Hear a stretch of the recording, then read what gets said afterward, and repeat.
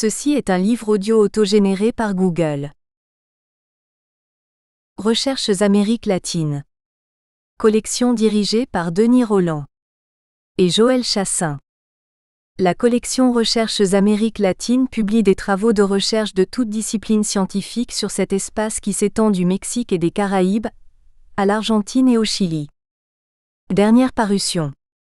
José Maria Tavares de Andrade, pratique de la magie dans le Brésil contemporain. À l'écoute d'Uzé de Regina Rezador et Guérisseur, 2018. Éric Roulet, Conquistadores, Négrier et Inquisiteur. Trois figures majeures du monde colonial américain, 16e-17e siècle, 2018. Jean-Pierre Tardieu, esclave et affranchi dans la vice-royauté du Pérou. L'impossible vie affective et sexuelle, 16e-18e s, 2017. Denis Roberge, Signification et fonction des jeux dans le Pérou préhispanique et colonial, 2017. Marianne Boschergontier, Mathieu Vicens, Paroles d'exil. 13 auteurs latino-américains témoignent, 2017. Daniel Emilio Rojas, Amérique latine globale. Histoire connectée, globale et internationale, 2017. Céline Geffroy, Jeux de mort. Ivresse et rites funéraires dans les Andes boliviennes, 2017. Daniel Cavaleri, Tradition textile maya du Yucatan, Mexique 21e siècle. Usages rituels et codes symboliques, 2017. Charlotte Pujol, Émilie Doré, Félicie Drouillot, Susana Villafuerte, Les Amériques créatives. Regard croisé sur les discours et les pratiques, 2017. Maria Luisa Tucci Carneiro, Le Brésil face à l'Holocauste et aux réfugiés juifs, 1933-1948, 2016. Charles Lancha, L'Argentine des Kirchner, 2003-2015. Une décennie gagnée, 2016. Antoine Faure, Franck Bodichot, Maria Cosette Godoy-H, Chili actuel, Gouverner et résister dans une société néolibérale, 2016. Charlie Damour, La mort et le désir d'immortalité dans l'œuvre de Gabriel Garcia Marquez, 2016. Elliot Mourier, État et Église dans le Brésil du XXIe siècle. Les partenariats publics religieux, 2016. Présentation. Laura Brondino, Université Paris-Sorbonne. L'ouvrage qui s'offre aujourd'hui en traduction au public francophone est le fruit d'un groupe de recherche qui se consacre depuis plusieurs années à l'étude des élections au Mexique au XIXe siècle, grâce à un programme de recherche fondamentale du Consejo Nacional de Ciencia y Tecnología, porté par Fausta Gantus de l'Instituto Mora de Mexico. La collection à laquelle ont donné lieu les publications issues de ce programme est une référence, au Mexique, et pour cause.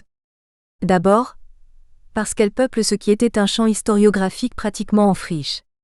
Depuis plusieurs années, elles explorent les pratiques électorales mexicaines du XIXe siècle, en s'insérant et en contribuant au renouvellement qu'a connu cette historiographie sur l'Europe et l'Amérique latine depuis bientôt 3 décennies.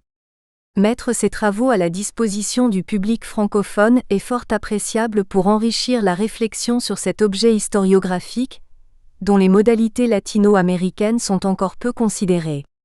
Il était particulièrement pertinent d'offrir à ce public le présent ouvrage sur la violence électorale dans le XIXe siècle mexicain. Non seulement parce que la violence politique est un sujet d'actualité, face auquel une mise en perspective historique tend souvent à faire cruellement défaut, mais encore parce que la violence électorale dans le XIXe siècle mexicain et latino-américain a un impact direct sur le sens même des élections, celle-ci étant l'un des piliers de la légitimation du pouvoir que les nouvelles républiques prétendent construire alors que la légitimation transcendante du pouvoir s'est évanouie et que s'instaure la souveraineté populaire républicaine.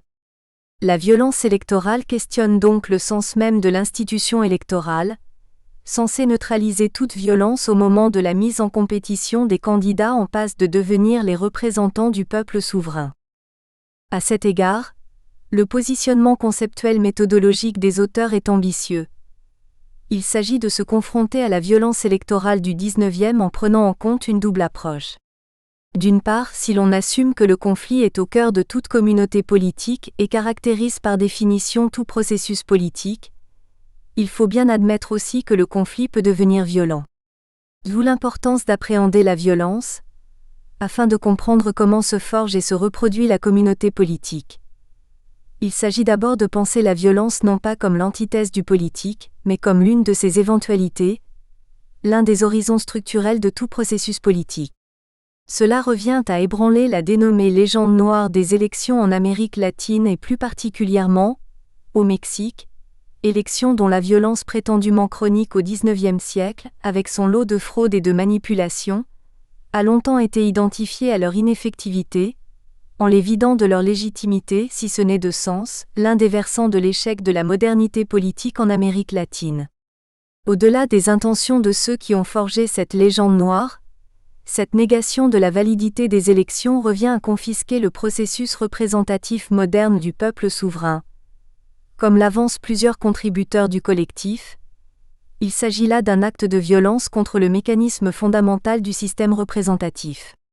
Pour penser la place et le rôle de la violence dans les processus électoraux, il faut d'abord cesser de la considérer comme un phénomène a priori destructeur, tel que nous a habitués à le faire le discours libéral lui-même qui a accompagné le surgissement du système représentatif moderne en Amérique latine et plus généralement, des institutions fondées sur le principe de souveraineté populaire. Un discours libéral porteur d'une vision normative de la modernité politique. Le principe de la représentation populaire étant censé, entre autres, régler tout conflit politique et la loi censée neutraliser d'elle-même tout conflit. Une optique qui nie à la fois la nature éminemment politique du conflit et le rôle que la violence peut acquérir dans le règlement du conflit. Face à cette conception normative de la modernité politique, dissocier la présence de la violence dans les processus électoraux de leur échec est une posture épistémologique qui assume et veut interroger la complexité du politique. Et de la politique moderne qui est née d'une révolution politique, processus violent s'il en est. Mais cet ouvrage n'épouse pas pour autant la consubstantialité entre violence et politique. La nécessité de comprendre et d'expliquer la violence électorale que propose l'introduction apporte là une précision essentielle pour penser le rapport entre violence et processus électoral. Que la violence puisse devenir l'une des formes du conflit, ne revient pas à la mettre en continuité avec les autres mécanismes politiques. Autrement dit, les auteurs se démarquent d'une autre tradition intellectuelle qui, se réclamant notamment de Clausewitz, conçoit la guerre comme continuation de la politique, en présupposant que la violence est une technique que l'on peut toujours distinguer de fins non violentes. Une tradition qui, radicalisée au début du XXe siècle, identifia le système représentatif républicain à la domination des oligarchies latino-américaines. Elle inversa alors le point de vue sur un principe qui, un siècle durant, avait fait l'objet d'expérimentations dans lesquelles s'étaient impliqués, en lui donnant du sens, les acteurs les plus hétérogènes. L'ouvrage tente ainsi d'appréhender la violence politico-électorale du XIXe siècle mexicain sans la lire en contradiction avec le politique, et en même temps, il explore la spécificité et les potentialités de cette violence, sans accueillir pour autant toute violence publique comme pratique politique et inclusive. Le défi épistémologique qui sous-tend cette perspective est donc de taille. L'ouvrage le relève sans prétendre livrer une interprétation systématisée de la violence électorale, pour embrasser plutôt tout le siècle à travers une douzaine de cas, depuis l'un des premiers processus électoraux modernes, qui se déroule dans le cadre Gaditan en 1812 jusqu'aux élections de 1912 après éclatement de la Révolution mexicaine et sous un nouveau régime de scrutin direct, analysé comme constituant une transition vers de nouvelles modalités de violence politico-électorale, typiques du XXe siècle. Ainsi, bien que Fausta Gantus et Alicia Salmerón dans leur introduction procèdent à un bilan pondéré de l'ensemble des contributions à partir du cadre conceptuel et méthodologique rigoureux qui a guidé cette recherche collective, et mettent en évidence les pistes de recherche ouvertes sur les formes et les potentialités de la violence politico-électorale du XIXe siècle, les contributions qui constituent le livre ont été pensées comme des études de cas qui parcourent divers moments, lieux et niveaux électoraux du siècle. Tout au long de chacune des études de cas, l'ouvrage met en lumière l'amplitude de ces processus électoraux, qui dépassent le moment simplement technique du vote, la multiplicité des acteurs qui y interviennent directement ou indirectement, la complexité de leurs relations et l'interdéfinition de ces acteurs, élaborés dans le cadre de chaque conjoncture électorale. Surtout, les auteurs montrent le déploiement des actions et des discours électoraux, violents ou non violents, qui construisent le sens d'une élection. En étudiant comment la violence est entendue et pratiquée par ces acteurs multiples, c'est l'historicité de la violence électorale qui ressort, mais également l'articulation d'actions et de discours violents à autant d'actions et de discours contraires à la violence, une articulation aux modalités multiples, loin d'être univoque et unidirectionnelle. À cet égard, l'ouvrage observe ces articulations dans des contextes très variés, qui vont de l'effervescence sociopolitique maximale à des moments de relative stabilité. L'horizon structurel de la violence ne disparaît pas pour autant, parce que toute définition de la communauté politique mise en jeu dans un processus électoral est potentiellement porteuse d'exclusion. En ce sens, il est appréciable que l'ouvrage accueille plus d'un cas où le calme et la concorde prédominent, en mettant en évidence la violence latente et le coût de la paix. Ce ne sont là que quelques-unes des dimensions prises en considération. L'ensemble de l'ouvrage s'est également ouvert à la diversité des formes que prend la violence, et l'introduction insiste sur 3 d'entre elles. La violence physique, certes, mais également celle que véhiculent les normes, ainsi que celle du discours et de l'image, notamment à travers les imprimés. Le caractère performatif du discours journalistique et le rôle de la presse au sens large comme véritable acteur politique avaient déjà fait l'objet d'études antérieures approfondies de la part de plusieurs auteurs de l'ouvrage. Plusieurs chapitres interrogent l'usage de la violence par la presse en tant qu'acteur politique. C'est l'acteur le plus exploité dans la réflexion sur la dynamique de la violence. En effet, c'est au moyen de l'analyse de la violence discursive et visuelle que sont mis en lumière les ressorts par lesquels la violence électorale façonne les acteurs et leurs agissements, ainsi que les identités politiques. Au-delà des objectifs auxquels répond le recours à la violence, qu'elle soit physique, discursive ou normative par les différents acteurs étudiés, la plupart des chapitres pointent les limites des vertus inclusives de cette violence. Ainsi, la violence discursive de la presse satirique d'ascendance libérale, qui, mise en œuvre pour dénoncer la violence électorale elle-même, semble manquer son objectif pour au contraire détourner le citoyen de la pratique de son droit de vote. Au travers de ces analyses, l'objectif de déployer au maximum l'éventail des modalités de la violence électorale sans forcer une position théorique sur les sources est atteint. En s'adonnant à la tâche de faire émerger et se déployer dans le détail différentes formes de violence pratiquées au cours de processus électoraux très divers, les auteurs donnent à voir les interprétations performatives, les ramifications, les effets et contre-effets de toutes ces formes violentes qui font transiter de l'ordre ou de la paix à la violence et vice-versa. L'entrelacement qui en résulte montre que la violence, sous ses diverses formes et objectifs, ne sert pas simplement à gagner, légitimer ou délégitimer des élections. Plus profondément, sa réalité ou son éventualité impose aux acteurs de définir, dans l'urgence, la portée et la limite qu'ils sont prêts à attribuer à la violence, que ce soit de manière spontanée ou rationnelle. Dans cette prise de position cruciale, c'est la définition de la légitimité qui est en jeu, le type de communauté que les acteurs construisent. À ce propos, plusieurs chapitres pointent la contradiction, en particulier de la part de la presse, entre recours à la violence et appel à l'ordre. Une contradiction qui semble être surtout l'expression la plus éclatante d'une constante traversant les différents cas étudiés. La difficulté qu'éprouvent les acteurs de l'époque à distinguer entre pratiques électorales violentes et pratiques qui ne le seraient pas. Dans certains cas, la violation de l'ordre légal est assimilée à la violence. Dans d'autres, c'est la violation d'un autre ordre de règles qui est considéré comme tel, comme le rappelle par exemple le recours au pronunciamiento qui, comme l'on sait, n'est pas le nom hispanique d'un coup d'État. Dans d'autres encore, les acteurs ne distinguent pas entre diverses formes de violence, tandis que certaines modalités de la violence, comme la violence de genre, s'expriment sans que ces mêmes acteurs les conçoivent comme telles. Cette difficulté à discerner, à identifier et à définir la violence électorale, est celle des hommes auxquels il échut d'être les premiers à mettre en œuvre la représentation populaire moderne.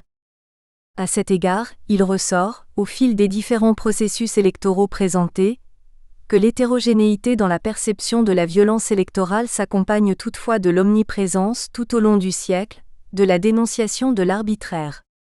Celui-ci renvoie à une définition partagée de la violence politique. La coaction anormée, ou qui ne répond pas à ce qu'on considère la norme, et à ses conséquences, la tyrannie ou l'anarchie, maintes fois mentionnés par des acteurs au positionnement hétérogène mais partageant le langage libéral. Pour tous, ce sont là les noms de la violence destructrice, qui ne crée, ne renouvelle ni ne conserve la communauté. C'est cette menace qui prime, et qui semble constamment imminente dans le discours des divers acteurs, quelles que soient les pratiques électorales qu'ils adoptent.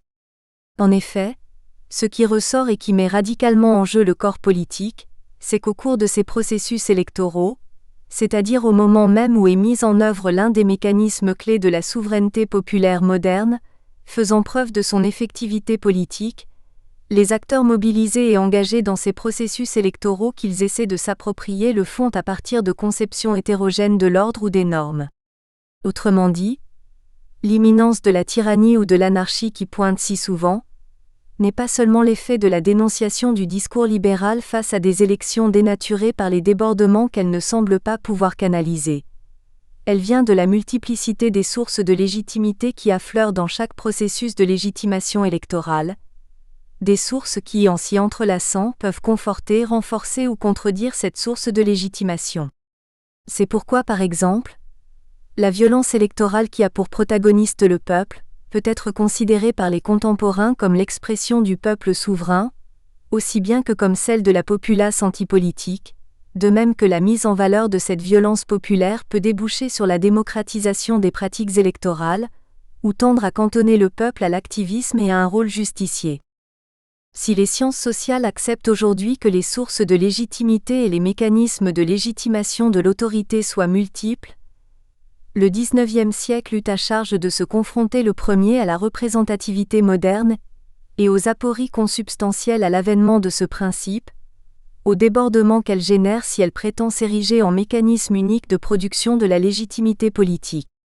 Le XIXe siècle eut à charge d'expérimenter le fonctionnement de ce mécanisme, la définition de ses règles, le dosage de chaque source de légitimation et son référencement à la nouveauté de la représentativité populaire moderne. La violence électorale fut l'une des dimensions d'un siècle qui crut en la représentation électorale, et par là même, construisit sa légitimité, comme le montre la multiplicité d'acteurs qui s'y engagèrent sous quelque forme que ce fût. En ce sens, le dernier chapitre de l'ouvrage qui, comme le souligne l'introduction, fait également office d'épilogue, en abordant la transition vers un nouveau rapport à la violence électorale au XXe siècle, par contraste avec les pratiques précédentes, met en lumière l'un des critères fondamentaux auxquels eurent recours les acteurs du XIXe siècle pour concevoir la légitimité et la violence à son encontre, la légalité. Comme dans d'autres systèmes représentatifs à la même époque, la légalité ne put être le seul critère de définition de la légitimité électorale. La légitimité de la violence étatique au nom de la préservation de l'ordre légal fut toujours contestée, et dans pratiquement tous les chapitres l'État intervient nettement comme acteur partisan plutôt que comme arbitre. Il n'y a donc pas d'État de droit, non seulement parce que sa puissance coactive n'est pas soumise au droit, mais parce que le droit n'est pas encore étatisé. Cette équation permit, sous d'autres latitudes, que la puissance coactive de l'État devienne légitime et que l'État arbitre des conflits. Mais cette équation qui naturalise la puissance coactive de l'État ne fut parachevée que tardivement, dans la convergence, pour le dire très vite, des réflexions weberiennes et kelseniennes, et performative, elle s'érigea en formule axiomatique de l'État de droit. Or, bien qu'il ne se réfère pas ouvertement à l'État de droit, l'épilogue avance que l'État révolutionnaire mexicain réussit à s'imposer comme la seule puissance de coaction légitime, surplombant tous les autres acteurs politiques, mais en esquivant également la convergence entre droit, la Constitution elle-même et force, convergence qui est au fondement de l'État de droit. En adossant l'État à la notion de révolution plutôt qu'à celle de constitution, le critère de constitutionnalité et plus généralement, de l'égalité comme mesure de l'arbitraire, de la violence, fut écarté. Une marginalisation qui place la violence politico-électorale au fondement de l'État. Cet épilogue est une double mise en perspective finale du XIXe siècle. D'abord, par l'explicitation de la discontinuité entre la violence politico-électorale de l'État partisan et celle de l'État révolutionnaire. L'État révolutionnaire participerait d'une naturalisation de la violence politico-électorale, qui est étrangère au XIXe siècle. En cela, La violence électorale du XIXe siècle nous renvoie à son tour à l'historicité de cette naturalisation, autrement dit, à questionner l'ontologisation de la violence politique moderne. Introduction. La violence comme élément du jeu politico-électoral. Fausta Gantus et Alicia Salmerón. Instituto Mora, Centro Público de Investigación. CONACYT, Mexique. La violence est un problème qui occupe aujourd'hui une place centrale dans les préoccupations mondiales. Violences sociales, politiques, religieuses, raciales, de genre, entre autres, sont une constante dans toutes les sociétés. Les pays latino-américains, comme le Mexique en particulier, sont confrontés à une période d'incertitude, de défiance et de peur face à des situations de violence sociale et politique très graves, liées à l'action de groupes armés, à la grande délinquance et à des réponses inadaptées de l'État dont on met de plus en plus en cause la légitimité quant à son monopole d'utilisation de la violence pour le maintien de l'ordre. Les partis, les élections et les pouvoirs de l'État lui-même sont aujourd'hui contestés comme jamais auparavant. Au XIXe siècle, les partis politiques étaient incriminés car ils étaient perçus comme une source de discorde plutôt que comme les représentants des différents intérêts de la société. De surcroît, les élections étaient associées à de violents conflits.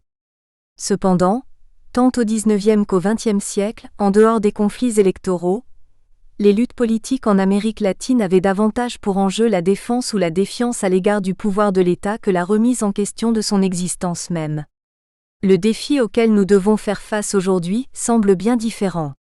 Mais comment le comprendre et saisir son ampleur sans tenter, sur la base d'un vrai engagement, de comprendre notre passé, celui de cette violence traditionnelle qui semble avoir adopté des directions insoupçonnées. Face à cette situation, il convient de prendre à bras-le-corps l'étude des liens que les institutions politiques ont maintenus avec la violence à d'autres moments de l'histoire. Dans cet ouvrage, nous proposons en particulier de saisir ce qu'a pu signifier l'association entre élection et violence pendant le XIXe siècle mexicain, de suivre certains des acteurs qui y ont participé, gouvernements, groupes, communautés, individus et monde de l'imprimé, authentiques acteurs politiques de l'époque, ainsi que les contextes dans lesquels ils ont évolué. L'étude de l'histoire de l'institution électorale au Mexique est une tâche entreprise assez récemment, et plus récemment encore la question de la violence électorale considérée selon une perspective historique. Ce geste inaugural du politique, comme l'affirme Nicole Laureau dans une étude sur l'Athènes antique, la ville politique par excellence, là où la politique a été inventée, constitue la reconnaissance du conflit social.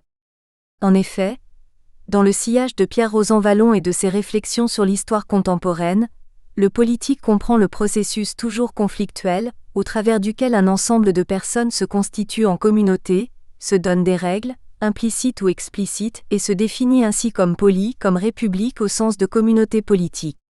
L'ancienne poli ou la communauté moderne émerge, donc avec l'acceptation du conflit, avec la reconnaissance de la participation de celui-ci dans son processus constitutif et de récréation permanente. Le conflit est assumé comme élément clé de l'intrication des vies des personnes et des groupes en communauté. Mais il est également perçu comme le résultat de rapports de force entre les uns et les autres, puisqu'il s'agit bien là du type de lien qui existe derrière le conflit. Le conflit est l'opposition entre personnes ou groupes de personnes qui vivent dans un même espace et qui s'opposent entre elles ou entre eux, afin de modifier ces conditions, de faire bouger les lignes établies de ces rapports de force. De ce fait, le conflit renvoie à l'idée de lutte, de dispute, de combat même, mais non à l'idée de rupture et encore moins à celle de destruction. Le conflit, ce n'est pas la guerre, une des formes de la violence par excellence. D'entrée de jeu, du moins, bien qu'il puisse donner lieu à différentes formes de violence et lorsqu'il n'y a pas d'autres issues possibles, à la guerre elle-même. Mais le conflit ainsi défini, comme une opposition entre des partis qui cherchent à rééquilibrer leur position de pouvoir, sans l'idée d'anéantissement, constitue une force qui, dans le contexte des transformations sociales, peut avoir une connotation positive. Une force qui a été présentée par des penseurs aussi importants que Karl Marx et Georg Simmel comme le moteur de l'histoire ou de façon encore plus provocatrice, comme une forme de socialisation et en soi, comme une résolution de la tension entre contraires. Une grande partie des conflits qui participent à la vie d'une communauté s'évanouissent, durent peu de temps ou se transforment rapidement. d'autres sont bien plus cardinaux et sont susceptibles de structurer la République. Le conflit met face à face des adversaires qui peuvent stabiliser leurs relations et même les institutionnaliser sur la base de règles qui leur permettent de négocier les liens communautaires sans les rompre. Ce serait le cas, par exemple, de l'institution électorale moderne. La distribution des parcelles de pouvoir, au travers du rôle de représentation populaire, constitue un principe central du conflit politique du monde moderne et bien évidemment, les élections participent à son agencement. En effet, dans le cadre de sociétés organisées politiquement qui se basent sur des gouvernements représentatifs, bien que pas nécessairement démocratiques, ou bien qu'il s'agisse plutôt de démocratie partielle, les élections constituent un axe fondamental et structurant. Il en est ainsi parce que c'est à travers elles que les représentés choisissent leurs représentants, à qui ils confient l'exercice du pouvoir, la défense de la souveraineté, la conception et l'émission des lois, l'observation de leur application, l'exercice de la justice, la prise de décision qui touche la vie du groupe, en somme qu'ils leur confient la gestion de l'État. En principe, ce qui est donc recherché avec les processus électoraux, c'est la création d'espaces qui permettent à une communauté politique de résoudre le conflit et d'éviter la violence qu'implique la désignation des représentants. Toutefois, l'objectif n'est pas toujours atteint. Bien que les élections permettent une grande marge de civilité, il est vrai que la violence finit souvent par éclater. Parvenir à l'élection de ceux qui forment le corps politique, celui des représentants, implique un long processus qui s'articule en différents niveaux et étapes. Et en général, toutes les étapes de ce processus, à part quelques exceptions, sont marquées par des confrontations et des tensions entre les acteurs impliqués qui peuvent se traduire par des formes de violence. Tout au long du XIXe siècle mexicain, non seulement du mexicain et bien sûr non seulement du XIXe siècle, mais nous nous concentrerons ici sur eux, la violence politique a accompagné un grand nombre de processus électoraux. Dans ces cas, la violence a pu mettre fin aux possibilités de débat et de négociation, ou bien être le résultat de leur rupture et déboucher sur une guerre civile. C'est d'ailleurs ce qui s'est passé à maintes reprises. Mais elle a aussi constitué une tactique politique, comme l'agitation à laquelle ont eu recours les communautés indiennes à de nombreuses occasions, ou une pratique de regroupement de forces politiques régionales, comme le putsch qui a régi les premières décennies de la vie politique mexicaine. C'est ainsi que le XIXe siècle représente une période très longue, au cours de laquelle se sont réalisées de nombreuses transformations dans les pratiques électorales, dans le jeu politique et dans la culture politique, et pendant laquelle les formes de violence associées ont elles aussi beaucoup changé. Ces transformations ont eu lieu sans aucun doute en termes d'intensité, de fréquence et comme le suggère Elisa Cardenas dans le dernier chapitre, certainement en termes de nature. Le terme violence désigne un large éventail de phénomènes. En fait, il qualifie un nombre tel d'expériences qu'il pose tout de suite un problème conceptuel. Il englobe de la même façon la violence à des fins dissuasives, coercitives ou de défi. Il comprend les manifestations isolées tout autant que celles généralisées et organisées par l'État, conduites et événements individuels ou collectifs, attaques à des personnes ou à des groupes dans leur ensemble. Il regroupe des formes d'agression verbale et des comportements discriminatoires, inclut les agressions de caractère physique qui blessent ou détruisent, morales ou même symboliques, et prend des formes aussi variées que l'humiliation, le harcèlement, le crime, la révolte, le terrorisme, la guerre, le génocide. Si on s'approprie la fameuse phrase de Gandhi, « La pauvreté est la pire forme de violence », on considérera alors aussi qu'il existe une certaine violence de l'exclusion, économique, raciale, xénophobe, de genre. En effet, il existe des formes de violence qui sont davantage intégrées à la vie quotidienne des sociétés, en quelque sorte intériorisées par celles-ci, normalisées, ce qui les rend moins visibles, mais pas moins puissantes et dévastatrices, surtout lorsqu'elles ont un caractère durable. À l'inverse, la violence physique et celle du discours politique se manifestent ouvertement et sont donc plus choquantes, elles apparaissent comme exceptionnelles et plus sévères. Elles ne le sont pas, et pas forcément et pas toujours.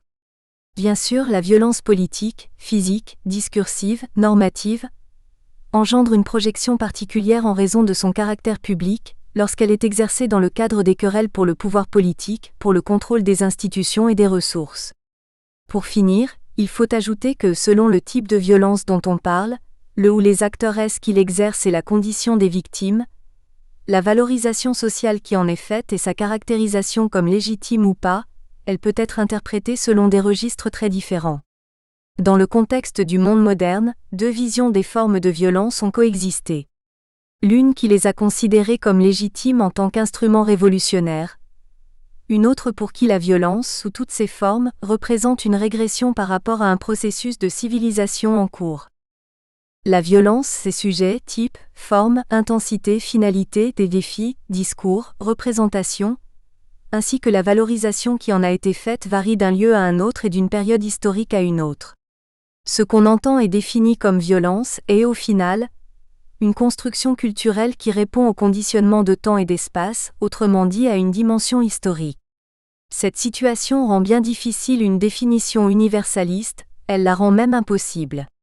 Essayer de comprendre la violence seulement comme une atteinte par la force à l'intégrité physique, intellectuelle ou morale d'une personne ou d'un ensemble de personnes, ainsi qu'à leur possession, ce que le sociologue français Michel Viviorca qualifie comme une définition objective, met justement de côté les variations imposées par le temps et l'espace, cela met de côté la subjectivité individuelle ou collective de l'auteur, de la victime et de l'observateur. En fait, il existe différentes formes de penser et d'expérimenter la violence.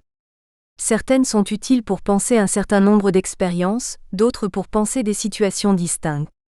Dans cet ouvrage, nous nous intéressons à l'étude de la violence politique, celle qui est exercée autour des élections, avant, pendant et après.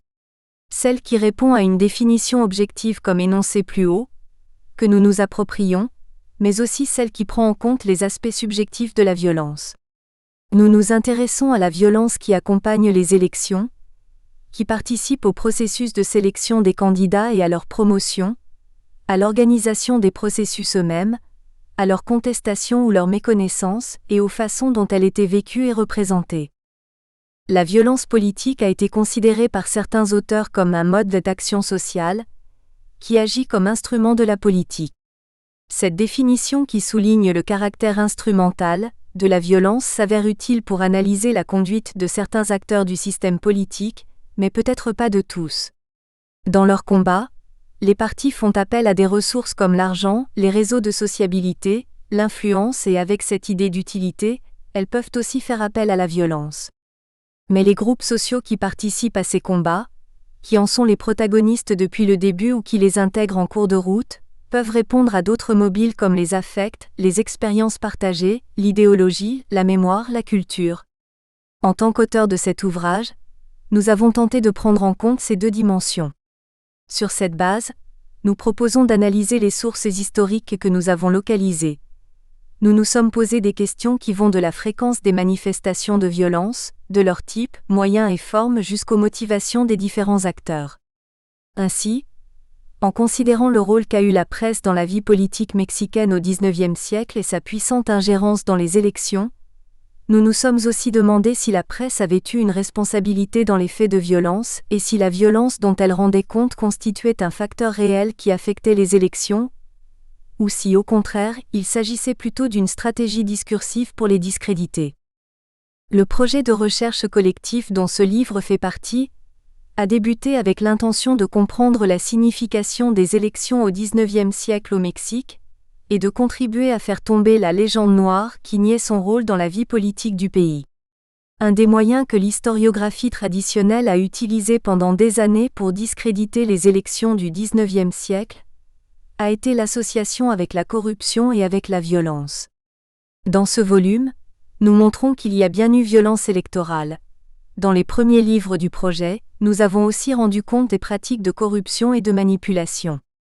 Mais ce n'est pas en soi le fait de retrouver ces pratiques qui pourra nous faire modifier les hypothèses initiales et nous associer à cette historiographie traditionnelle et dépréciative. Nous cherchons davantage à en comprendre, non à en justifier le sens. Nous avons ici voulu comprendre dans quel sens et de quelle manière la violence a opéré comme un élément du système, comment elle lui a fait face, l'a affaibli et a forcé sa redéfinition. Dans cet ouvrage, nous avons voulu analyser le rôle de la violence dans les processus électoraux dans le Mexique du XIXe siècle, à partir d'un ensemble d'études de cas. Depuis plusieurs années, Nous avons constitué un groupe de chercheurs qui travaillent de manière collective autour de l'histoire des pratiques électorales de cette période de l'histoire mexicaine. En nous basant toujours sur des études de cas, nous avons suivi des processus électoraux à différentes époques et dans différentes régions du pays, pour divers niveaux d'élections, national, province ou État, municipal, scrutins organisés sur la base de systèmes électoraux variés, indirects à différents degrés, obligatoires avec des définitions inégales de citoyenneté, régissent par différents critères de division par secteur ou district, sujets à différents systèmes de qualification électorale. Nous nous sommes surtout intéressés à l'étude des pratiques électorales, plus qu'à leur législation, même si l'observation des normes a constitué une tâche obligatoire, et avons voulu réaliser une recherche au ras du sol, comme diraient les historiens sociaux, c'est-à-dire nous pencher sur l'exercice des tâches les plus quotidiennes qu'impliquait le déroulement des élections. Cette approche nous a obligés à avoir une considération particulière pour les conditions d'organisation des scrutins qui, à l'époque, se trouvaient particulièrement prises en charge par les autorités des municipes et des États. C'est ainsi que nous avons étudié différents moments du processus électoral. Depuis la définition même des candidatures, les campagnes d'agitation électorale et les tâches d'organisation du vote, jusqu'à l'enregistrement des listes d'électeurs, la répartition des bulletins, la célébration des scrutins, la validation des résultats, en passant par les outils de dénonciation et des plaintes judiciaires postérieures aux élections. Nous avons donc aussi identifié de nombreux acteurs participant à ces processus, en montrant de quelle manière ils pouvaient résoudre des problèmes dans des cadres bien particuliers, et en mettant en lumière quelques-uns des moyens qu'ils avaient pu utiliser pour gagner une élection. Ce qui nous a principalement intéressés a été de suivre, tout au long du XIXe siècle, le processus complexe de construction d'une institution centrale du régime représentatif, l'institution électorale, et d'évaluer sa fonctionnalité en termes politiques. Sa formation au Mexique a impliqué un travail complexe de recherche et d'expérimentation qui a pris des décennies, peut-être même tout le siècle. Différents systèmes ont été testés, celui qui fut finalement adopté par la Constitution de 1857 pour les élections nationales s'affinant peu à peu. En réalité, nous devrions toujours parler de système au pluriel, puisque la République mexicaine s'est constituée sur la base d'un pacte fédéral qui cherchait à préserver la souveraineté des États, ce qui impliquait que chacun d'entre eux pouvait définir librement son propre système électoral pour les suffrages locaux, au niveau des municipes et des États. Notre but a été de nous pencher sur la valeur politique des élections dans le Mexique du XIXe siècle, en prenant en compte les variantes dans le temps et dans les différentes régions. Nous avons travaillé à partir d'études de cas, c'est-à-dire d'approches centrées sur le particulier qui répondent à la conjoncture et aux décisions d'une multitude d'acteurs, sans perdre de vue le poids des conditions structurelles. Toutefois, l'ensemble des cas que nous avons réussi à mettre en lumière permet de montrer que les élections ne furent pas seulement une constante dans la vie publique du pays, même en époque de crise, y compris pendant les périodes d'invasion par des troupes étrangères, mais que les mécanismes électoraux de désignation et de légitimation des représentants populaires, à tous les niveaux de gouvernement, remplissaient d'importantes fonctions pour la mise en ordre de la vie politique. Elles les remplissaient en tant qu'espace ouvert à la participation de la société politique et donc à l'affrontement entre les partis et factions. Également à la négociation et à l'accord politique entre acteurs à différents niveaux de gouvernement. En principe, les élections ouvraient des possibilités pour atténuer des conflits, ou du moins pour permettre l'accord sur une certaine répartition du pouvoir. Si le clientélisme, la fraude, la corruption et la manipulation ont dans une large mesure caractérisé les élections du XIXe siècle, nous avons à notre disposition un certain nombre d'indices qui nous permettent d'affirmer que ces pratiques répondaient à une culture politique avec de forts héritages corporatifs et que, à cette époque, elles avaient une fonction et un sens différents de ceux qu'elles pourraient avoir de nos jours. En ce sens, nos études de cas nous ont permis de contribuer à une revalorisation des élections comme une forme importante de la pratique politique, revalorisation initiée il y a un peu plus de 2 décennies. En ce qui concerne l'historiographie latino-américaine, on dispose d'ouvrages centraux comme Historia de la Elecciones en Iberoamérica, coordonné par Antonio Anino, et Election before Democracy, coordonné par Eduardo Posada Carbo. Au cours de ces années durant lesquelles nous avons étudié les pratiques électorales du XIXe siècle au Mexique, nous avons été invariablement confrontés aux différents types de violences politiques autour des élections. Bien entendu, des travaux tels que ceux de Virginia Gedea, Alfredo Avila et Richard Warren et pour des périodes postérieures au XIXe siècle, ceux de Lawrence B. Perry, avaient focalisé leur attention sur d'importantes manifestations de violence dans le cadre de conjonctures électorales bien précises. Mais au-delà de ce que ce type d'étude nous dit sur les liens entre élections et violence à différents moments et dans différentes circonstances, ce qui nous a semblé particulièrement intéressant, c'est que l'on a affaire apparemment à une association persistante de ce binôme tout au long du siècle. Il est vrai que si l'on considère la violence comme l'un des instruments de la politique, l'articulation élection-violence prend alors un certain sens. Il existe des types de violence très différents et des manifestations de violence d'intensité très inégale. Là où l'on peut détecter des expressions persistantes tout au long du XIXe siècle, y compris pendant les dernières décennies, celles qui sont reconnues comme étant d'une plus grande stabilité politique au Mexique, c'est au niveau des formes de violence explicites, physiques, discursives et normatives, avec une force et des impacts très importants. Il semble qu'il serait bien difficile de parler d'élections sans violence ouverte dans le Mexique du XIXe siècle. Avec cette idée en tête et sur la base de lectures d'auteurs qui ont proposé d'importantes pistes en ce sens dans le cadre d'autres expériences latino-américaines, nous nous sommes demandé si on pouvait vraiment dire que la violence était consubstantielle aux élections de cette époque, comme l'ont avancé Posada Carbo pour le cas colombien, ou Marta Irurosky pour la Bolivie. Ou bien au contraire si, comme le suggère Carlos Malamud à propos de l'Amérique latine du XIXe siècle en général, la présence de la violence électorale, même si on considère son caractère omniprésent dans les élections, a été surdimensionnée par un exercice historiographique qui consiste à prendre note des événements électoraux qui finissent avec des morts et des blessés, sans mettre en miroir toutes celles qui se déroulent en toute tranquillité. Dans tous les cas, il semble qu'il serait prudent de considérer les dires de Michel Hastings, dans son étude de cette question pour le cas français. Certes, il serait faux de vouloir opposer terme à terme révolte et élection.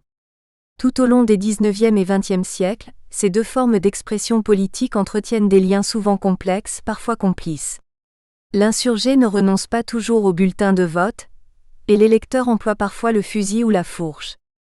Et on pourrait ajouter d'autres questions aux questions précédentes, de caractère plus général. Par exemple, les élections dans notre pays ont-elles montré une capacité à générer de la paix ou bien à déstabiliser ? Ou bien des questions comme celles qui ont animé plusieurs travaux récents de Hilda Sabato sur l'Argentine. Cette violence récurrente en Amérique latine représenta-t-elle une interruption dans les processus de construction et de consolidation des États-nations ? Ou y participa-t-elle au contraire ? À quel point et dans quelle mesure la place centrale qu'a occupée la violence politique dans notre pays au XIXe siècle a-t-elle évolué ? Des interrogations comme celle-ci ont donc animé nos recherches dont nous présentons une partie des résultats. Les réponses à ces questions de grande ampleur demandent toutefois encore beaucoup de travail. Quoi qu'il en soit, nous espérons que les propositions qui ressortent des cas explorés dans cet ouvrage permettront de s'orienter vers de possibles réponses. À partir des études de cas que nous avons réunies dans ce livre, on peut avancer l'idée selon laquelle la violence fit effectivement partie du jeu électoral du XIXe siècle mexicain. Il s'agissait d'une violence de nature et d'intensité diverses, qui fut expérimentée dans le cadre de scénarios très variés. Par exemple, des violences électorales s'exercèrent en dehors du cadre même des élections. Un siège militaire, une guerre civile, une crise économique, sanitaire ou d'approvisionnement, une révolution en marche, avec des désordres dans les villes et des propriétés brûlées dans les campagnes.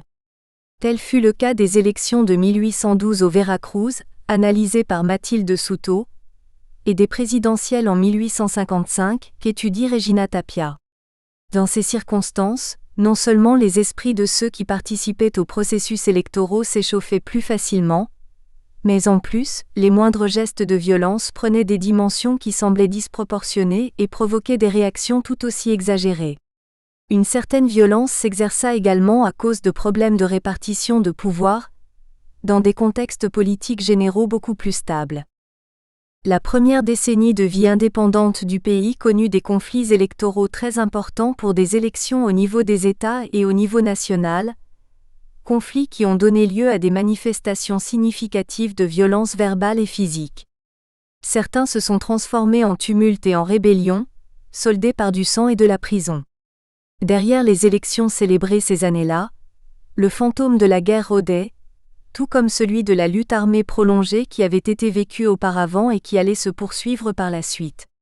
Mexico, centre politique et économique du pays, constitua le décor de nombre de ces conflits. Mais au fur et à mesure qu'on parvint à une plus grande stabilité politique au niveau national et au renforcement de l'État, les expressions de violence les plus explicites se manifestèrent davantage lors des élections locales et à l'échelle des États, bien qu'en fait s'y affrontaient des alliances aux projections nationales. Il faut également ajouter que le caractère local-régional des conflits pouvait échauffer les esprits des communautés, bien plus encore que ne le faisaient les disputes pour les positions de pouvoir au niveau national. C'est ainsi qu'en 1902, à Papalotla, un petit village de Tlaxcala comme celui analysé par Alicia Salmerón, une furieuse rébellion mena en prison un nombre bien plus important d'opposants que celle de la Acordada et que le saccage du Parián de 1828. Et ce, parce que les résultats d'élections locales touchaient la vie quotidienne des habitants des villages et des villes de manière beaucoup plus immédiate et perceptible que dans le cas d'une élection au niveau des États, ou plus encore au niveau national. Dans tous les cas, il semble que l'on puisse affirmer que, au fur et à mesure que le siècle avançait et que les institutions de l'État se consolidaient, la violence électorale diminuait, même si à aucun moment les actes de violence explicites associés aux processus électoraux n'ont réellement disparu, pas même pendant la période la plus stable du mandat de Porfirio Díaz, disons par exemple entre 1900 et 1905.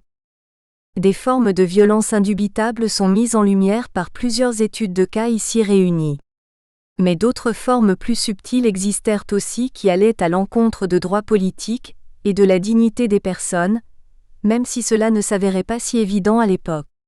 Certaines d'entre elles sont évoquées dans ce livre. Nous faisons en particulier référence aux actions telles que celles qui visent à exclure les militaires pardos des élections, malgré le fait que la Constitution de Cadix leur donnait le droit de vote et celui d'être élus en raison du service qu'ils avaient rendu à la patrie, voire l'étude de Mathilde Souto, ou bien à la nette disqualification de la victoire de certains députés fédéraux lors de l'élection intermédiaire de 1912, en raison de leur filiation politique et de leurs alliances, voire l'analyse des apostrophes. Elisa Cárdenas. La législation du XIXe siècle était également synonyme d'exclusion, puisqu'elle ignorait les femmes comme sujet de droit politique, et lorsqu'à cela s'ajoutait la moquerie à l'encontre de celles qui auraient pu aspirer à des fonctions de représentation populaire comme le montre le texte d'Alejandra Sánchez, la violence de genre se manifestait alors crûment. La violence physique autour des processus électoraux semble avoir été présente tout au long du siècle. Depuis l'échauffement des esprits qui se manifestait par des coups de poing sur la table et par des vitres brisées dans les maisons des opposants, jusqu'aux affrontements armés qui engendraient des blessures et qui ôtaient la vie des adversaires. Et entre les deux, les menaces, le harcèlement, le recrutement militaire forcé des opposants, le renvoi d'employés publics, l'expulsion d'institutions éducatives, la fermeture de journaux, la saisie de biens et la prison. L'altération du processus électoral aussi. Intimidation du votant en faveur d'un candidat, installation d'obstacles dans l'organisation des scrutins, destruction de bulletins et d'actes, ou boycott du processus lui-même, jusqu'au cas extrême comme celui présenté par Edwin Alcantara pour l'année 1849. Violence exercée depuis l'État, appuyée par la police et l'armée, ou encore exécutée par ses opposants, parfois contre le votant, le grand électeur, le journaliste ou bien même celui qui aspire à être candidat. Un exemple de cela apparaît dans la contribution d'Arturo de Ríos, parfois encore contre l'autorité. Violence pour maintenir l'ordre, violence pour le briser, pour transformer, révolutionner, violence pour disqualifier les procédures électorales suivies et pour obliger à recommencer le processus, comme ce fut le cas lors de la mutinerie de Papalotla en 1902.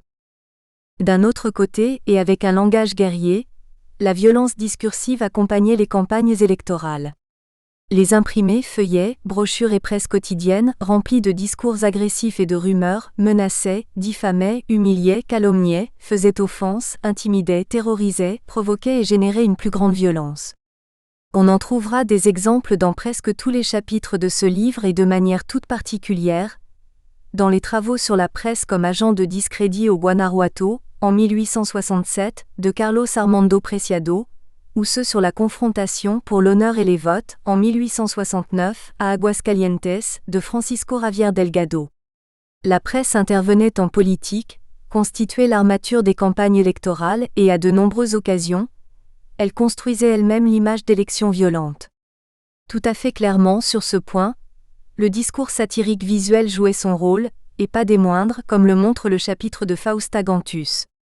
La caricature parle de violence électorale, mais elle déformait les faits et ainsi, dans la pratique, construisait une image dans laquelle élection et violence allaient de pair.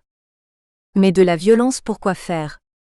Avec quels objectifs l'État, la presse, les communautés et les individus ont-ils recouru à ces divers types de violences électorales? Pour conquérir des positions politiques, pour placer leur parti face à l'État, à ses différents niveaux, et défendre ou défier le pouvoir de cet État. Et dans ce sens, pour gagner l'élection. Pour ce faire, le discrédit à l'encontre de l'adversaire, l'installation d'obstacles dans ses campagnes, l'emprise exercée sur son électorat, l'annulation des élections, les tentatives pour faire taire l'opposant ou même le faire disparaître physiquement constituent les outils mobilisés durant le XIXe siècle mexicain. La violence peut également représenter un acte de résistance ou de réponse désespérée contre l'arbitraire et les abus pendant le processus électoral. Elle peut aussi servir à justifier des positions de pouvoir, même lorsque les candidatures n'étaient pas réellement en jeu, ou bien apparaître comme une nette alternative aux élections, même si après une victoire, on les célébrait pour rendre légitime le groupe arrivé au pouvoir par la force. Mais il faut aussi signaler que le recours à la violence apparaît comme une manière d'exiger que les élections fonctionnent normalement, ou en tout cas comme les intéressés pensaient qu'elles devaient fonctionner, comme des espaces de négociation. En effet, l'élection est un espace de négociation et s'il n'y a pas négociation, le conflit entre dans l'arène de la bataille corps à corps. Ce fut par exemple le cas de la révolte électorale rurale de Tlaxcala au début du XXe siècle. On peut donc dire que les élections, en tant que mécanisme visant à la sélection des autorités, étaient assez bien intériorisées parmi les Mexicains à la fin du XIXe siècle.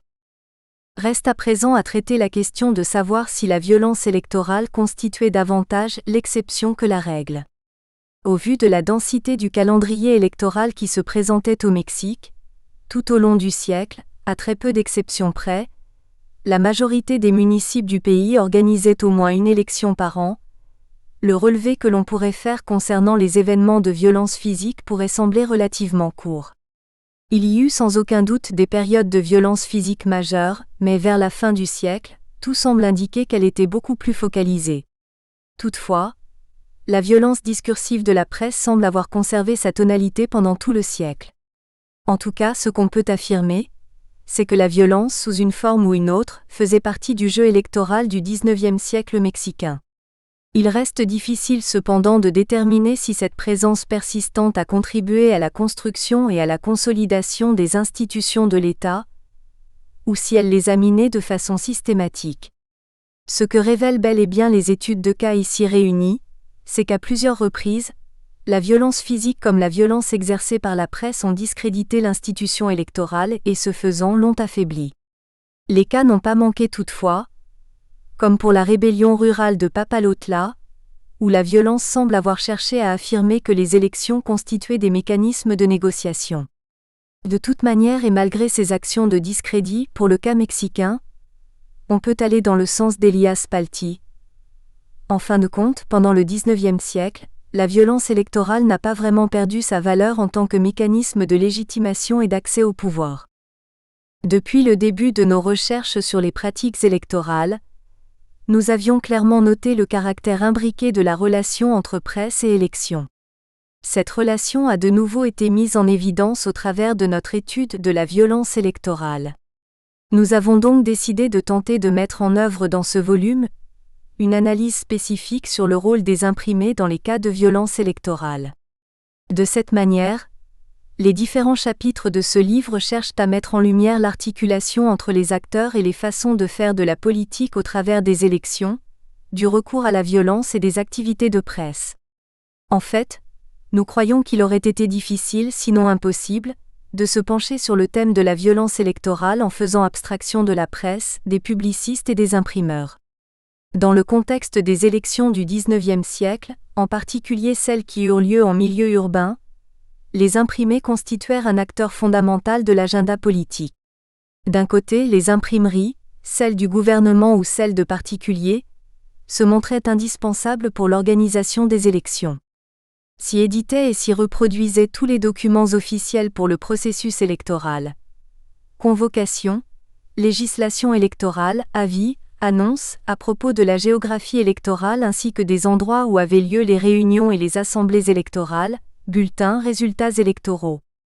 De l'autre côté et de manière particulièrement frappante, c'est au travers des brochures, des feuillets et des journaux, avec des régularités différentes, quotidiens, hebdomadaires, bimestriels, qu'on faisait de la politique au jour le jour. Ainsi, comme l'affirme Ariel Rodriguez-Coury, il ne s'agit alors pas seulement d'une source permettant de comprendre la politique, mais elle constitue bien souvent la politique elle-même. Les processus électoraux constituaient à l'époque, tout comme aujourd'hui, une part essentielle de la vie politique nationale, régionale et locale du pays. Compris dans leur sens le plus large, au-delà du moment où l'on convoque la participation citoyenne autour des campagnes et des urnes, les processus électoraux comprenaient tous les éléments entremêlés qui lui donnaient forme, éléments qui se mettaient en place très tôt, des mois, voire des années, avant la célébration des élections. Nous faisons référence à ces éléments entremêlés, pas toujours visibles, de l'organisation interne de groupes et de partis, à leurs affrontements et à leurs conflits, mais aussi aux négociations et aux ententes définies à porte close qui faisaient partie des ajustements liés aux élections. Ces processus complexes comprenaient des négociations, des conflits et parfois, de la violence. Ajoutez à cela, à la violence inclusive, les élections et les imprimés participèrent de la construction du pouvoir politique et de la définition de certains aspects fondamentaux de l'espace public. Le monde des imprimés, en particulier, et dans le contexte qui nous intéresse ici, participa à la définition des significations politico-électorales et à la relation entretenue entre élections et violence. Les imprimés participèrent eux-mêmes, en tant qu'acteurs politiques, à la gestation, diffusion, promotion et reproduction de la violence. Ils la combattirent aussi, l'attaquèrent et la critiquèrent. De cette manière, ils ont construit et transmis une certaine image autour de la signification des élections associées à la violence. Brochures, feuillets et journaux ont peuplé le XIXe siècle mexicain. Les premiers en plus grand nombre pendant les 2 premières décennies de vie indépendante, les autres avec une présence plus continue et même croissante tout au long du siècle. Bien que les journaux du XIXe siècle aient eu en général une vie éphémère, de nouveaux titres émergeaient en permanence. Tout au long du siècle, et depuis très tôt, il existait une presse qui circulait de façon régulière et qui contribuait à alimenter et à dynamiser la sphère publique. Pendant les processus électoraux, cette presse s'intégrait au débat et prenait parti. Mais parallèlement, il faut aussi souligner l'apparition systématique de ce qu'on pourrait qualifier de presse conjoncturelle, qui était particulièrement de caractère électoral. Ce type d'imprimé, qu'on peut appeler presse électorale, circulait non seulement dans la capitale du pays, mais aussi dans tout le territoire national, et proliférait en particulier pour l'élection du pouvoir exécutif fédéral, c'est-à-dire pour l'élection du président. Le phénomène se répétait dans les États pour les élections, qui débouchaient sur la désignation des gouverneurs. Cette presse électorale était éphémère mais majoritaire en termes numériques tout au long du XIXe siècle. Des dizaines de journaux apparaissaient à chaque conjoncture électorale et disparaissaient avec elle. Quotidiens et hebdomadaires étaient créés partout dans le pays, avec des titres très divers, parfois proposés à la vente, parfois distribués gratuitement. Des journaux porte-parole de groupes politiques et de clubs électoraux, ceux-ci étant aussi éphémères que les journaux qui les créaient. Des journaux publiés dans le seul objectif de promouvoir des candidatures pour des postes d'élection populaire. Une fois les élections passées et leur mission accomplie, ils disparaissaient. Une certaine historiographie a utilisé le qualificatif de électorat pour ce type d'organe de presse, comme s'ils méritaient qu'on les traite de façon aussi dédaigneuse en raison de la tâche qu'ils menaient. Ce terme n'était pas utilisé communément dans la presse du Mexique du XIXe siècle, mais il faut surtout dire que la perception que l'on avait à l'époque de ces journaux n'était pas celle-là. Les journaux électoraux n'étaient pas forcément porteurs de manigances ou manipulateurs, comme pourrait le laisser entendre le mot électorero.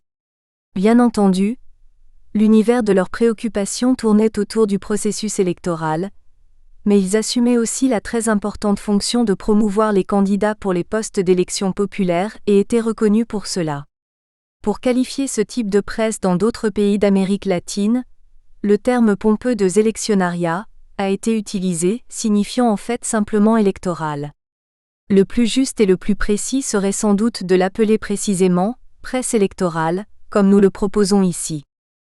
Les journaux électoraux étaient des publications créées avec l'objectif spécifique de faire campagne, de soutenir un candidat et de porter le drapeau d'un parti en vue des élections.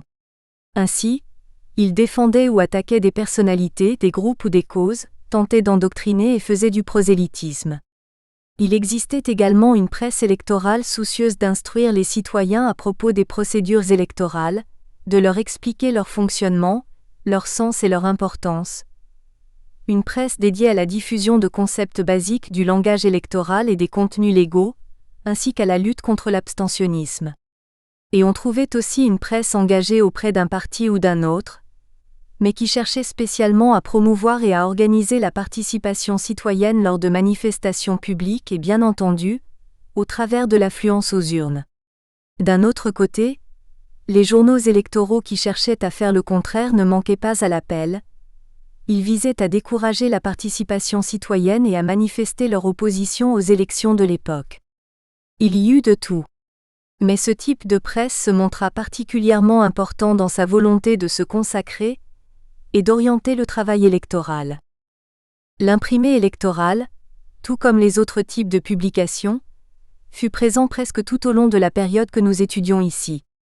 Il apparaissait en plus ou moins grand nombre, selon les possibilités matérielles des groupes en lice, possibilités économiques et technologiques, mais aussi en fonction des impératifs socioculturels, diffusion de pratiques de lecture collective ou augmentation de l'alphabétisme par exemple. Sa prolifération obéissait aussi aux intérêts politiques conjoncturels, ou au moment de plus forte participation citoyenne, de plus grande puissance des partis, de meilleure organisation des autorités. Toutes ces conditions donnèrent à ce type d'imprimé un caractère particulier. Ils constituèrent un espace de construction civico-politique des élections qui accompagna la mise en œuvre des élections célébrées de manière régulière. Ainsi, pensez les élections du XIXe siècle, dans le cadre temporel qui va d'un siècle à l'autre et qui nous intéresse ici, 1812 à 1912, suppose de penser aussi à ces imprimés qui composaient la presse électorale, ceux qui se multipliaient comme ceux qui se créaient. Une presse qui accompagna les élections, mais qui fut elle-même actrice de la construction de discours sur la violence et qui a bien souvent promu ou engendré celle-ci. Les imprimés étaient des instruments politiques. Leur utilisation constituait une façon de faire de la politique et leur importance plaçait les propriétaires des imprimeries et les imprimeurs comme acteurs protagonistes de la sphère publique. Le poids de certaines de ces personnalités fut mis en évidence pendant les élections auxquelles ils participaient parfois comme grands électeurs, c'est-à-dire comme représentants citoyens pour élire les gouvernants et dans certains cas, ils occupèrent même des postes de représentation populaire. En effet, comme le montre le premier chapitre de ce livre, celui de Mathilde Souto Mantecón, l'imprimeur de la ville de Veracruz, le seul qui existait dans ce lieu, se convertit en un acteur clé des élections pour la nomination du premier conseil municipal constitutionnel de la ville. Parfois, des agents comme celui-ci réalisaient ou provoquaient des actes de violence. Mais la majorité des études de cas réunies dans ce volume se penchent davantage sur la presse comme protagoniste que sur ses propriétaires ou imprimeurs. Cette presse qui participait à la dispute électorale, régulière comme conjoncturelle, qui définissait les langages et construisait les discours, écrits et graphiques, autour des élections et de la violence, qui diffusait des récits et des points de vue sur les acteurs, les partis, les autorités et y compris sur les processus, pas toujours juste vis-à-vis d'une réalité complexe, comme le montrent clairement les collaborations de Edwin Alcantara et de Carlos Armando Preciado, mais bien souvent accompagnés d'un fort impact. Les mots ont été utilisés pour semer la peur et la crainte au sein de la population, pour créer ou encourager les animosités et les haines. Ce fut le cas, par exemple, dans la ville de Mexico, dans le cadre de la dispute électorale présidentielle de 1828 qu'étudie Juan Carlos Sánchez Montiel. Il faut tout de même préciser que, même dans des contextes aussi agités que celui des élections de cette année-là, il y eut aussi des havres de non-violence. L'un d'entre eux semble avoir été celui étudié par María Eugenia Claps pour cette même élection de 1828, dans la lointaine région du Chiapas, récemment incorporée au Mexique. La société politique du Chiapas s'est bien entendu divisée au moment de cette campagne présidentielle, mais la faiblesse de ses alliances avec les forces politiques nationales semble avoir maintenu les esprits moins agités que dans d'autres régions du pays. Le discours de la presse quotidienne et des autorités politiques se montra alors, d'une certaine manière, conciliateur. Tout en diffusant des idées et des informations visant à provoquer de l'incertitude ou même de la peur au sein de la population, il faisait avant tout preuve de civilité. Ce discours était bien sûr celui des secteurs de l'élite qui tiraient un certain avantage de la légalité et du calme auquel ils appelaient, et donc aussi de la confirmation du parti triomphant aux élections. De toute manière, derrière le calme apparent, il y eut bel et bien une forme de violence discursive. Cette presse apparemment apaisante œuvrait aussi en faveur de ses candidats, et se consacrait activement à discréditer ses opposants. Ceci n'avait rien d'exceptionnel à l'époque.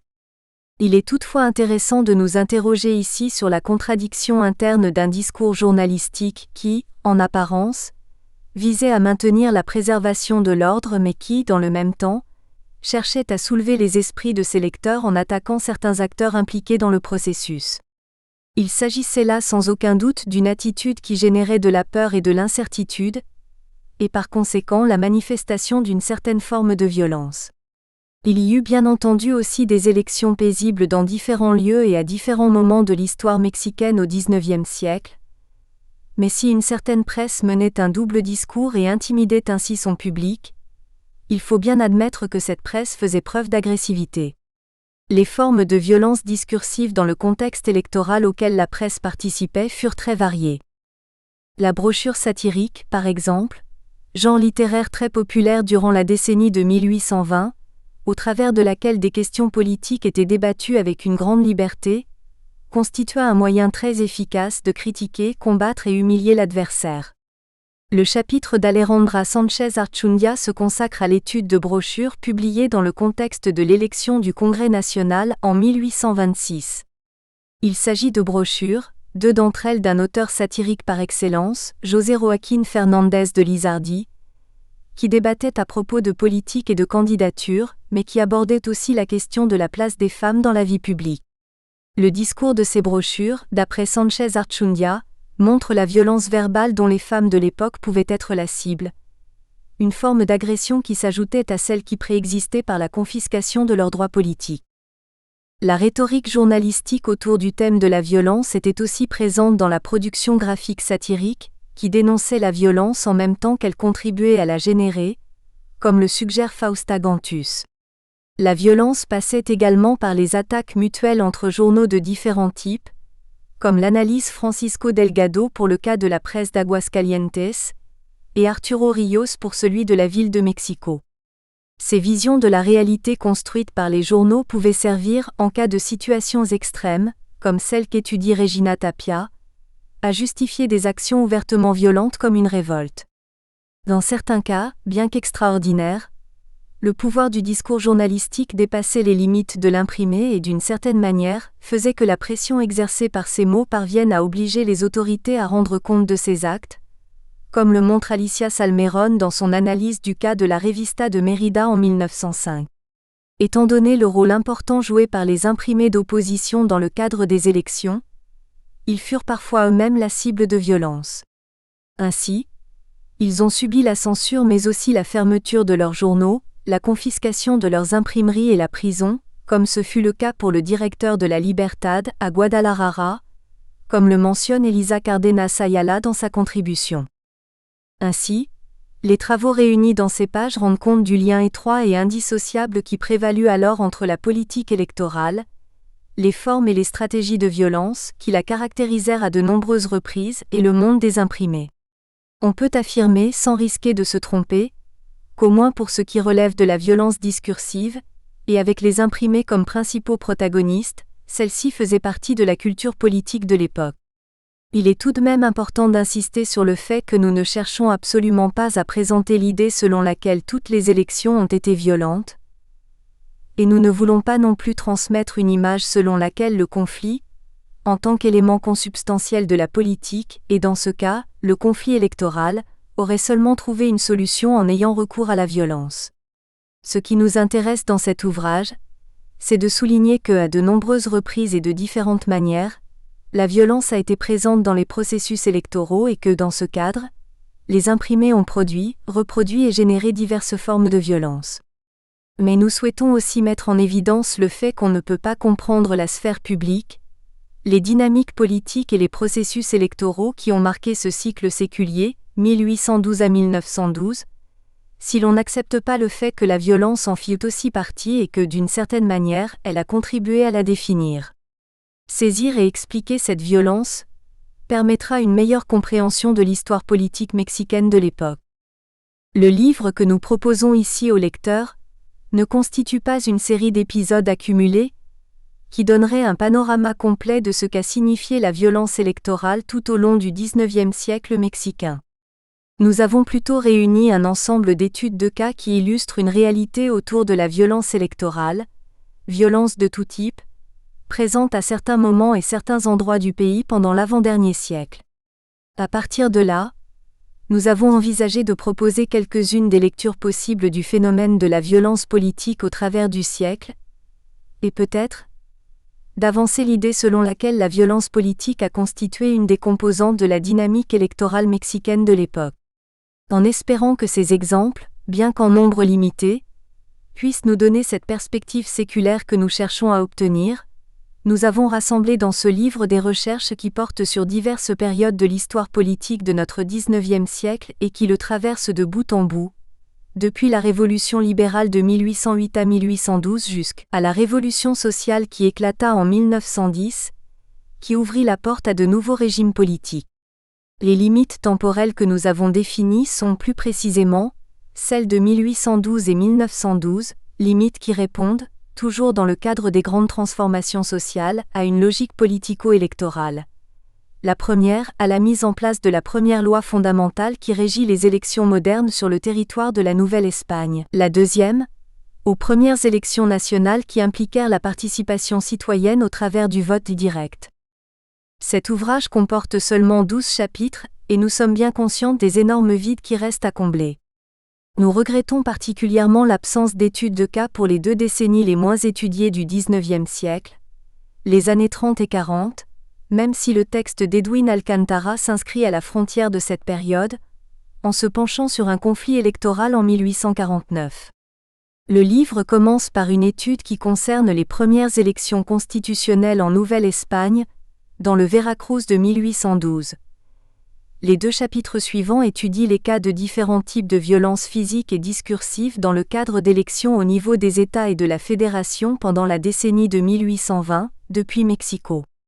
Pour la même décennie, pour la même élection présidentielle de 1828 étudiée dans un des chapitres précédents d'ailleurs, le 4e chapitre s'interroge sur le positionnement de la classe politique du Chiapas vis-à-vis de l'élection présidentielle et de la violence qu'elle a provoquée. Le chapitre suivant analyse le conflit électoral qui eut lieu en 1849, à Mexico, à propos du renouvellement de la moitié du conseil municipal. Pour la deuxième moitié du XIXe siècle, ce livre dispose d'études de cas qui portent sur toutes les décennies et dans différentes régions du pays. Une nomination présidentielle par une assemblée désignée, en 1855, à Mexico. Une difficile élection pour le poste de gouverneur au Guanajuato en 1867. Un processus électoral à Aguascalientes en 1869, analysé au travers de la confrontation dans la presse locale, y compris la presse gouvernementale. De nombreux autres processus observés depuis la perspective du discours graphique, la caricature dans la capitale pour la période 1876 à 1910, et plusieurs élections de différents niveaux pendant le mandat de Porfirio Díaz à Mexico, 1896, à Tlaxcala, 1902 et au Yucatan, 1905. Le dernier chapitre du livre nous transporte vers la réalité politico-électorale du Jalisco, en 1912, bien que le cas de violence électorale souligné par l'auteur ait lieu à Mexico, au moment de la validation de l'élection des députés du Jalisco de la part de la Chambre fédérale. Toutes les décennies du XIXe siècle ne sont pas représentées dans cette série d'exemples, et encore moins toutes les régions du pays. Toutefois, le livre réunit un ensemble significatif d'études de cas qui permettent de proposer quelques pistes.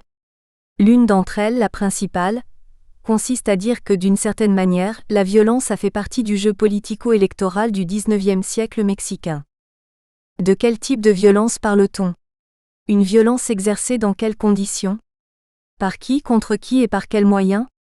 À quel moment? Avec quelles intentions et quels effets? Et quel discours de justification accompagnait tel ou tel type de violence? On parle toujours de violence politique, mais sous des traits bien divers. Depuis les manifestations les plus brutales d'agression physique jusqu'aux plus subtiles, si l'on peut les qualifier ainsi, de ségrégation, discrimination et exclusion présentes dans les discours. Violence ouverte et décomplexée ou dissimulée. Violence générée dans des environnements de grande instabilité politique, y compris de guerre, ou vécue dans des conditions de plus grand contrôle social et politique. Nous parlons de violence exercée par les appareils d'État, par les groupes d'opposition ou par la presse elle-même, d'une violence à l'encontre du critique et de l'adversaire ou à l'encontre de l'autorité, mais aussi à l'encontre du mulâtre, de l'Indien, de la femme. Les études de cas présentées ici analysent les violences exprimées de manière verbale, écrite ou graphique, ou bien avec le poing et les armes à la main, mais aussi la violence générée par l'application biaisée de la loi ou par sa totale violation. On rencontre une violence exercée avant, pendant et après la célébration des élections, y compris pendant le processus de validation des élections. Il s'agit d'une violence qui tente de manipuler, contrôler, intimider, faire taire ou même éliminer l'opposant. Une violence qui menace, fait pression, harcèle, insulte, humilie, se moque, diffame, criminalise, trompe et déforme la réalité, une violence qui censure, confisque des biens, expulse et prive de liberté ou ôte la vie. Les cas présentés parlent de violence pour maintenir l'ordre, le fragiliser ou le révolutionner, pour empêcher les élections ou pour faire valoir ses résultats, ou même encore pour en faire ce qu'on attendait alors d'elle, des espaces de négociation politique plus que de compétition. Une violence qui cherche à se justifier en évoquant des menaces réelles ou supposées de violence plus grandes encore, ou une violence présentée comme une action légitime ou libératrice. D'une certaine manière, toutes ces formes de violence, de protagonisme, de conditions, de motivation, de stratégie et de justification sont illustrées dans les chapitres de cet ouvrage. Elles permettent toutes de constater la présence de multiples actions violentes qui ont marqué les élections de l'époque. Comme on l'a dit, le livre débute avec une étude de cas datée en 1812 et se termine avec une autre qui porte sur l'année 1912, un siècle plus tard. Mais il est important d'insister sur le caractère révélateur de cet éventail temporel, et sans s'appesantir sur ce point maintenant, de souligner la profondeur des ruptures qui marquent ces extrêmes. Le premier chapitre, celui qui traite de 1812, de Mathilde Souto, rend compte du commencement d'une évolution complexe des pratiques électorales corporatives de l'Ancien Régime vers d'autres logiques libérales. Le dernier, écrit par Elisa Cárdenas, renvoie à l'épuisement des apostrophes. Un modèle de gestion politique qui, avec déjà un pied dans la Révolution, annonce aussi l'émergence d'un modèle nouveau. L'étude du rôle de la violence politique dans le système construit à partir de la Révolution qui éclata alors et tout au long du siècle suivant, ne fait pas partie des objectifs de ce livre. Mais le chapitre qui clôt cet ouvrage ne permet pas seulement de conclure au niveau de l'approche que nous avons proposée dans ce livre au sujet de la relation entre élections et violence politique pendant le XIXe siècle mexicain. Il tend aussi des ponts pour penser de quelle manière une telle problématique pourrait se poser pour le XXe siècle. En ce sens, ce dernier chapitre constitue aussi un épilogue. Effectivement, Cárdenas Ayala avance l'hypothèse selon laquelle le modèle politico-électoral du XIXe siècle, épuisé, bien qu'assez efficace à l'époque en termes de stabilité politique, avait fait de l'institution électorale construite tout au long du siècle une charnière entre négociation et ordre. Mais elle montre aussi comment, en 1909 à 1910, les institutions et la vieille classe politique avaient été dépassées par les exigences d'une société toujours plus grande et plus complexe qui avait fini par abandonner la voie de la négociation pour emprunter celle d'une violence étendue. Cet abandon de la négociation, relayé par la violence et non par la compétition sur la base de règles clairement définies, avait vidé de tout son sens l'élection et avait provoqué une rupture de l'ordre. Ainsi, sous forme d'essai, Elisa Cárdenas propose un résumé sur le sens donné aux élections pendant le XIXe siècle mexicain et sur la place de la violence dans la culture politique de l'époque. Mais elle prend aussi de la distance par rapport à l'objet central de ce livre, c'est-à-dire par rapport à l'étude de l'expérience du XIXe siècle, et présente de plus un point de vue particulier au sujet du rôle qu'allait prendre la violence dans le système politique mexicain à partir de la Révolution de 1910. Il s'agit d'une proposition provocatrice, mais en même temps stimulante, étant donné qu'elle constitue un des premiers efforts pour combler la brèche entre les études sur les processus électoraux du XIXe et ceux du XXe siècle, une brèche déjà identifiée il y a presque 10 ans par Elisa Servine. Il existe des travaux sur l'histoire des élections dans le Mexique du XXe siècle, moins que ce dont nous aurions besoin, et pas vraiment de travaux synthétiques, mais on a bel et bien des avancées dans ce sens. Nous, les historiens qui nous sommes concentrés sur le XIXe siècle, nous pourrions commencer à dialoguer avec eux, nous devrions le faire. Il faudrait tenter de lancer ce dialogue. C'est un défi que nous devons relever si nous voulons comprendre notre présent et la profondeur des enjeux que nous devons affronter en tant que société. Le chapitre épilogue d'Elisa Cárdenas est une invitation en ce sens. Sources consultées. Bibliographie. Anino, Antonio Cord. Historia de la elecciones en Iberoamérica, siglo XIX. De la Formación del Espacio Político Nacional, Buenos Aires, FCE, 1995. Avila, Alfredo, El Partido Popular en México, Historia y Política. Ideas Procesos y Movimientos Social, Num, 11 2004, pp 35 à 64. Camacho, Julián, Bandidos o Revolucionarios. La criminalización de movimientos inconformes con los resultados electorales. 1867 à 1876, Infausta Gantus et Alicia Salmerón, Cords, Prensa y Elecciones. Format de Hacer Política en el México del siglo XIX, Mexico, Instituto Mora y Fe, 2014, pp 79 à 102. Cosillo Villegas, Daniel, Historia Moderna de México. El Porfiriato. Vida Politica Interior, Mexico, Herm, 1970 à 1972. Historia Moderna de México. La República Restaurada. La Vida Politica Mexico, Herm, 1955. Cudar, Lawrence, El Diario de México y la Era de la Actualidad, Inester Martínez Luna, ed. Bicentenario del Diario de México. Los Albores de la Cultura Letrada, 1805 à 2005, Mexico, IIFUNAM 2009, pp 197 à 225. En torno al correo de lector de El Sol, 1823 à 1832. Espacio Periodístico y Opinión Pública. In Cristina Gómez Álvarez y Miguel Soto Corts, Transición y Cultura Política. De la Colonia al México Independiente, Mexico, FFYLUNAM 2004, pp 67 à 107. Diccionario de la Lengua Española 23 ed., Madrid, Real Academia Española, 2014. Diccionario de la Lengua Castellana compuctu por la Real Academia Española, 4 ed., Madrid, Viuda de Ibarra, 1803.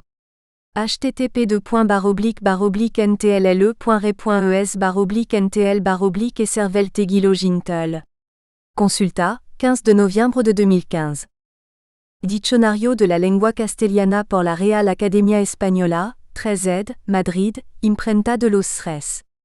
Hernando y Compañía, 1899. http://ntlle.re.es/ntl/eservelteguilo-gintel. Consulta, 15 de novembre de 2015. Fowler, Will, entre la legalidad y la legitimidad, elecciones, pronunciamiento y la voluntad general de la nación, 1821-1857, in José Antonio Aguilar, comp. La elecciones y el gobierno representativo en Mexico, 1810 à 1910, Mexico, IFEFCE, 2010, pp 95-122. Indépendant Mexico.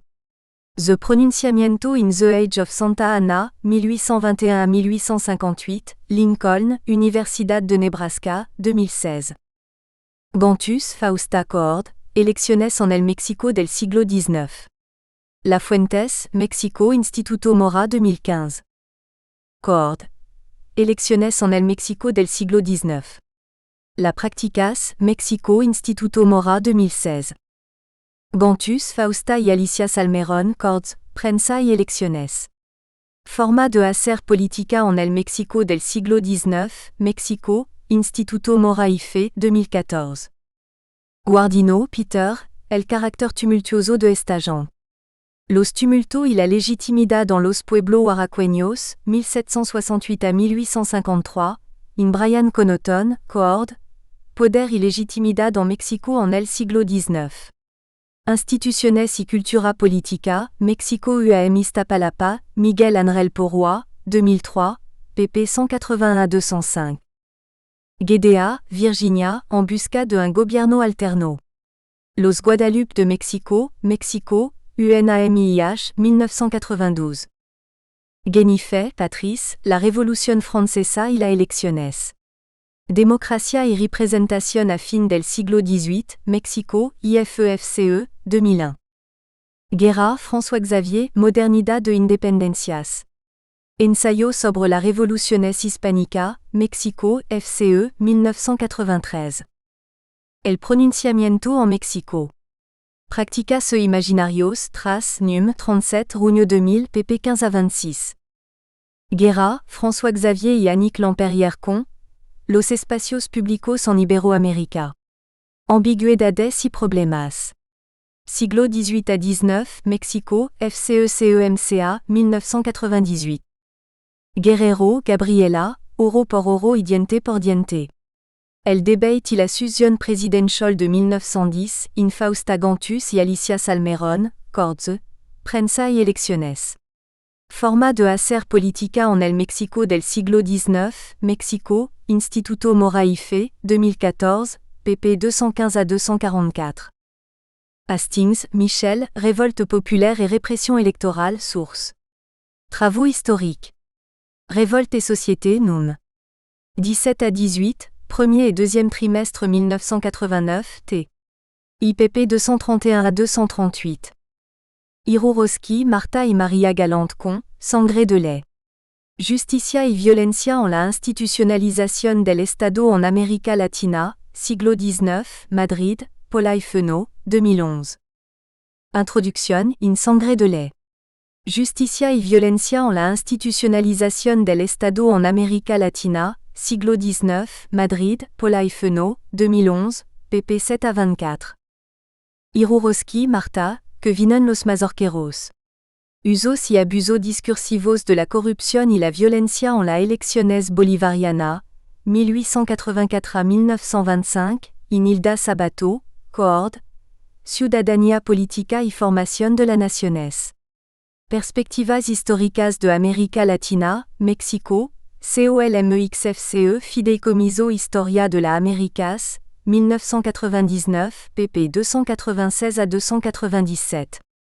Abala, Piedra y Palo. La construction de la Ciudadanía Política en Bolivia, 1826 à 1952, Sevilla, Diputación de Sevilla, 2000. Presentación, Revista de Indias, vol. 69, Num 246-2009, pp 9 à 16. José Valenzuela, Georgette, Coord, Candidatos, Campañas y Elecciones Presidencial en Mexico. De la República Restaurada al México de la Alternanza, 1867 à 2006, Mexico, IISUNAM 2012. Knight, Alan, La Revolución Mexicana. Del Porfiriato al Nuevo Régimen Constitucional. Y Porfirista Liberal y Campesinos, Mexico Grijalbo, 1996. Koning, Keys Iderkruit, Armed Actors, Organized Violence and State Failure in Latin America, a survey of issue and argument in Keys Koning Iderkruit, ed. Armed Actors. Organized Violence and State Failure in Latin America, Londres Nueva York, Z-Books 2004. Loro, Nicole, La Ciudad Dividida. El Olvido en la Memoria de Atenas, Madrid, Katz 2008. Malamud, Carlos y Carlos Darde Cords. Violencia y legitimidad política y revoluciones en España y América Latina, 1840 à 1910, Santander, Universidad de Cantabria, 2004. Malamud, Carlos, Elecciones Partidos y Ciudadanía, de la Madurez à la Crisis, une Enrique Ayala Mora, dir, y Eduardo Posada Carbo, codir, Historia General de América Latina. Volumen 7. Los Proyectos Nacionales Latinoamericanos, sus instrumentos y articulación, 1870 à 1930, Paris, UNESCO, 2008, pp 201 à 227. Medina, Luis Coord, El siglo del sufragio. De la no reelección a la alternancia, Mexico, FCECONACULTAIFECONACYT, 2010. O'Gorman, Frank, Voters Patron and Party. The Unreformed Electorate of Hanoverian England, 1734 à 1832, Oxford, Clarendon, 1989.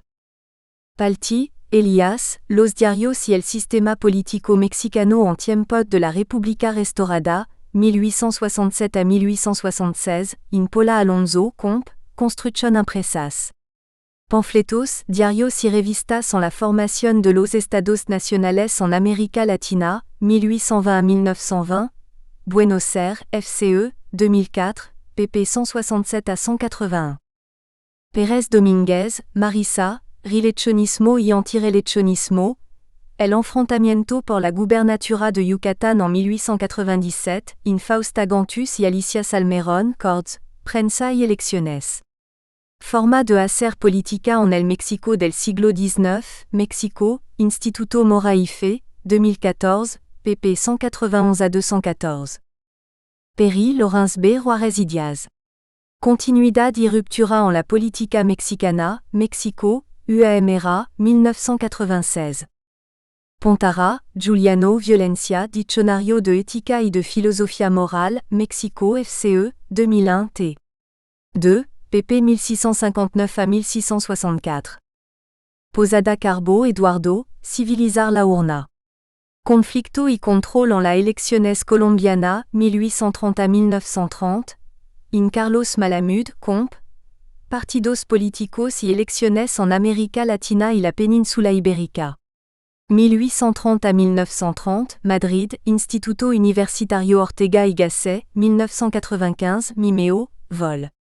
IPP 145 à 166. Ed.